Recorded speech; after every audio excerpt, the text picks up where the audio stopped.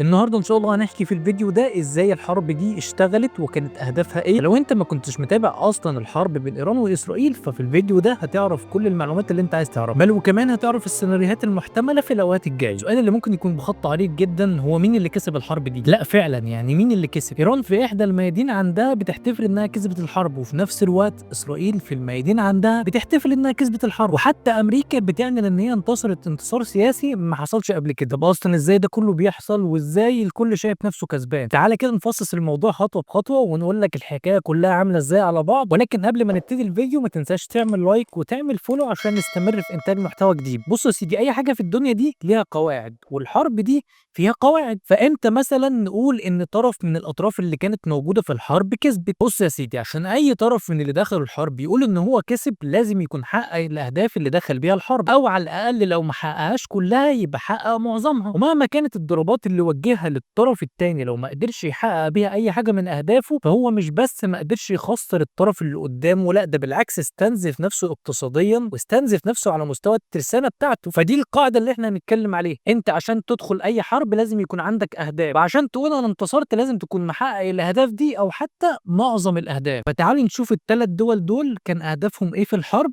وطلعوا منها بايه. طبعا بدايه الحرب دي كانت على يد الاحتلال، وكان داخل الحرب ديت باهداف واضحه جدا. اول حاجه انه يقضي على البرنامج النووي الايراني، تاني حاجه انه يصفي كل العلماء النوويين اللي في ايران، تالت حاجه ان هو يعمل عمليه اسقاط للنظام الحالي، رابع حاجه ان هو يدمر القدرات الدفاعيه والصاروخيه لايران. بعد الحرب دي كلها انت عندك اهداف حققت منها حاجه حرفيا يا جماعه ولا اي حاجه تذكر. هتقول لي ازاي يعني وكل الضرب ده حاصل؟ هقول لك خلينا نتكلم بالعقل. هو فعلا اسرائيل ضربت مواقع كتير جوه ايران، زائد ان هم ضربوا كمان المواقع النوويه، ده زائد ان هم اصلا اغتالوا عدد كبير من القاده والعلماء بتاعت ايران، ودمرت كمان منصات صواريخ موجوده في ايران، بس فعلا مفيش اي حاجه من اهدافها اتحققت. طيب عشان الموضوع ده فيه تفاصيل كتير تعال نروح بس للجانب الايراني الاول وبعدين نرجع للموضوع كمجمل. النظام الايراني بقى يدخل الحرب وهو اصلا عنده تراجع في شعبيته في الشارع، فاول ما تقوم الحرب واول ما ايران تبتدي تتصدى للكيان، القوى السياسيه في ايران تتحد كلها حتى المعارضه تبقى جزء لا يتجزأ من النظام. بمعنى بسيط حصلت وحده في فئات الشعب بمشهد غير مسبوق فعلا. طيب العلماء بقى اللي ماتوا في ضربه اسرائيل، عايز اقول لك ان تم استبدالهم بسرعه جدا وفي اقصر وقت، لان فعلا ايران عندها مئات من العلماء النوويين اللي يقدروا فعلا ياخدوا اماكن الناس اللي ماتت ويشتغلوا في البرنامج النووي بسرعه جدا. طيب يا عم محمود، انت بتقول لي العلماء موجودين لكن المواقع الايرانيه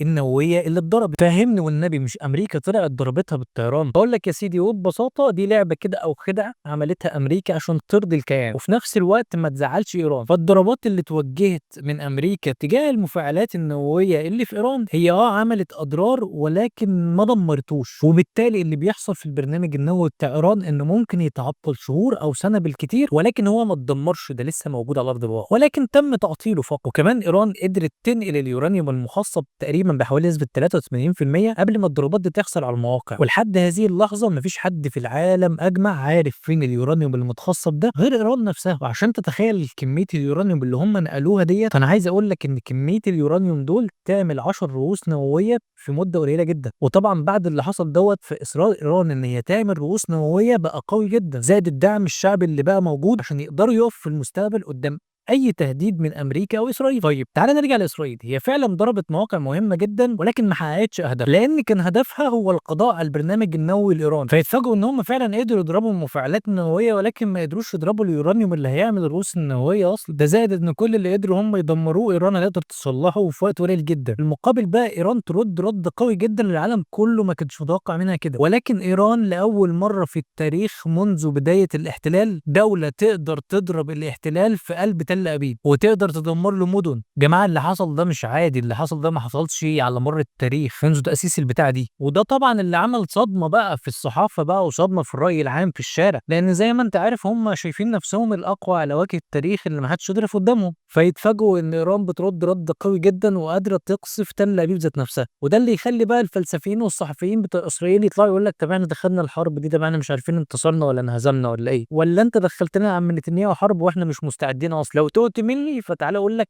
3 نقط هم الأساس أو العمود الأساسي اللي أنا باني عليه الحلقة دي كلها. النظام الإيراني ما سقطش، البرنامج النووي ما خلصش، الصواريخ الإيرانية ما اختفتش، بل دولة إيران بس هي اللي عارفة الصواريخ دي راحت فين. بل العكس، المدن الإسرائيلية هي اللي اتدمرت بشكل كبير جدا واتأثرت بالحرب بشكل كبير جدا. ناس ماتت، الاقتصاد اتدمر، مؤسسات بحثية زي وايز مان في إسرائيل اتدمر، معاهد ومؤسسات بحثية بيولوجية في إسرائيل اتدمرت وعينات تم فقدها، خسائر كبيرة جدا على حتى المستوى البحثي، ده غير المطارات ومصافي البترول ومحطات الكهرباء اللي خرجت عن الخدمة. وغير ده كله يا جماعة، ده مشهد أول مرة يحصل في التاريخ، أول مرة نشوف خيم وملاجئ للشعب الإسرائيلي. كانوا هم دايما اللي بيعملوا كده في العالم، فاحنا فعلا لأول مرة نشوف لاجئين إسرائيليين بيطلعوا من إسرائيل وخايفين يقعدوا فيه. ده غير طبعا صفارات الإنذار اللي كانت موجودة في كل دقيقة وفي كل ساعة في فترة الحرب دي في إسرائيل. طيب تقريبا كده احنا حكينا عن الطرفين الرئيسيين اللي هو إيران وإسرائيل. طيب أمريكا بقى إيه دورها في الموضوع ده؟ بص يا سيدي، أمريكا دايما وترامب عايزين يصدروا للعالم إن هم القوة الأشرس على وجه الأرض، فلازم يبقى ليهم تدخل في كل حاجة بتحصل على كوكب الأرض، وطبعا تدخل مش إيجابي بل تدخل سلبي. ولكن ترامب ده بقى قدر يلعب لعبة كده عشان يهدي الأوضاع وفي نفس الوقت يكسب طرف إسرائيل ويكسب برضه طرف إيران. الراجل عمل إيه؟ الراجل طلع طيران يضرب المنشآت الإيرانية، وفي نفس الوقت يروح يقول لإيران أو يسرب لها معلومات إن هو هيضرب المفاعلات النووية بتاعتها، فإيران تتعامل مع الموضوع ده وتروح مفضية المكان دي والمنشآت ديت من النووي اللي فيها. وفي نفس الوقت راح لنتنياهو وقال له: يا عم نتنياهو، أنا هضرب لك المنشآت الإيرانية اللي مخوفاك دي. فإذا الراجل بالحركة دي كده أصبح قدام إيران إن هو راجل مش هيضرب المدنيين بل هيضرب المنشآت بس الإيرانية دي، وبالتالي أنا ما أذيتكوش فما تأذونيش في المدنيين. ويروح هناك لنتنياهو يكسب بقى الدعم بتاع اللوبي الصهيوني اللي أصلا وصله للحكم في أمريكا. فأنا كده ما زعلتش حد، أنا رضيت اللوبي الصهيوني ورضيت إيران. وطبعا هو كان بيوصل الرسالة بتاعت إن هو يضرب المنشآت دي لإيران عشان خايف إن إيران تضرب له القواعد الأمريكية. فالراجل عايز يضرب وطيرانه يدخل ويطلع من غير ما يتضرر، ولكن في نفس الوقت ما ضرش البلد ده عشان ما يقلبوش عليا ويضروا بمصالحي. ده زائد لو أنا أصلا أضريت بمنشآت مدنية في إيران، إيران مش هتسيبني وأنا أصلا الاقتصاد بتاعي مش مستحمل. لا فعلا الكلام ده مش تحليلا، ده الكلام ده هو الراجل اللي بيقول. شفت اللعبة اللي أنا حكيتها لك دي بقى؟ تعالى أقول لك هو أصلا كسب منها إيه. زي ما قلت لك، واحد هو كسب شعبية كبيرة جدا عند الشعب الإسرائيلي واللوبي الصهيوني اللي هم أصلا وصلوا له الحكم، كمان كسب الجمهوريين ومؤيدينه من اليمين الأمريكي اللي بقوا شايفينه إنه راجل المستحيل بيقدر ينفذ كلامه ويقدر يضرب أهداف استراتيجية على أرض الواقع من غير ما يحط أمريكا في موقف محرج دوليا، وقادر يلعب دور الحرب والسلام باحترافية شديدة. طيب لحد هنا احنا ممكن نسأل سؤال: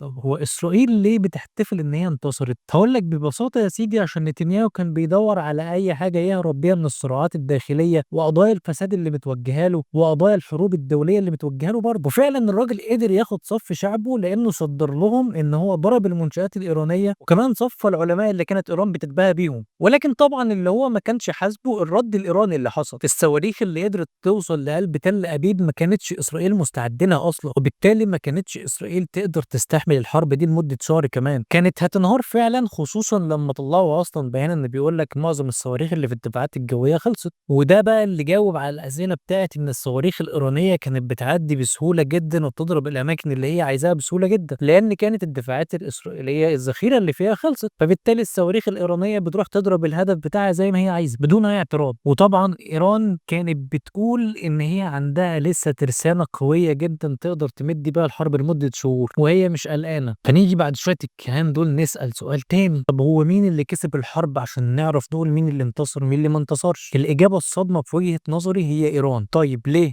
بص ببساطة، لأنها قدرت تحافظ على أقوى سلاح عندها وهو اليورانيوم المخصب اللي هم هيعملوا بيه النووي، وكمان قدرت ترد رد قوي على الضربات الإسرائيلية، وبالتالي بقى عندها موقف تفاوضي ممتاز جدا قدام المجتمع الدولي، وكمان كسبت دعم من روسيا والصين وباكستان في مجلس الأمن. طيب لحد هنا نسأل السؤال المهم: هل الحرب دي انتهت؟ المشهد اللي باين للعالم ده كله دلوقتي إن الحرب دي انتهت، ولكن في الأصل هي فعلا لسه ما انتهتش. اللي حصل ده تحسه جولة محسوبة بدقة، كل طرف من الأطراف اللي دخلت الحرب دي كان عارف هو عايز يعمل ايه كويس، ومحدش فيهم كان عايز يدمر التاني للآخر. إسرائيل هي الطرف الوحيد اللي دخل المعاهدة دي وهي عايزة تدمر إيران لآخر نفس فيها، ولكن اتفاجئت إن هي حطت إيديها في عش دبابير مش عارفة تخلص منه، وبالتالي كان لازم تخرج بسرعة من الحرب ديت. والدليل على ده إن أمريكا هي اللي وقفت الحرب. زي برضه لو رجعت بالتاريخ كده هتعرف مين برضه في 67 هو اللي وقف الحرب. ودلوقتي دلوقتي هي بتدور ان هي ترجع تاني للمفاوضات بالرغم من ان هي لسه ما حققتش اهدافها وايران لسه بتمتلك النووي. طيب السؤال اللي بيفرض نفسه ايه ممكن اللي يحصل الفتره الجايه؟ بص هما اتجاهين منهمش تالت. السيناريو الاول ان ايران فعلا تقبل المفاوضات والطرفين يهدوا الدنيا، وده السيناريو اللي كله هيطلع منه بدون خسائر. امريكا هتظهر بصوره المنتصر والقوي المهيمن على العالم، واسرائيل هتكون عملت هدف استراتيجي مؤقت كده، وايران هتفضل واقفه على رجلها ولسه بتمتلك برنامجها النووي. اما السيناريو الثاني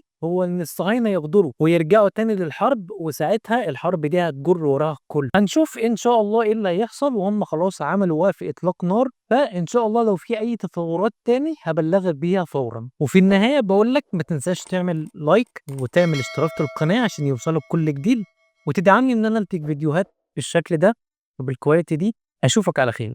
السلام عليكم.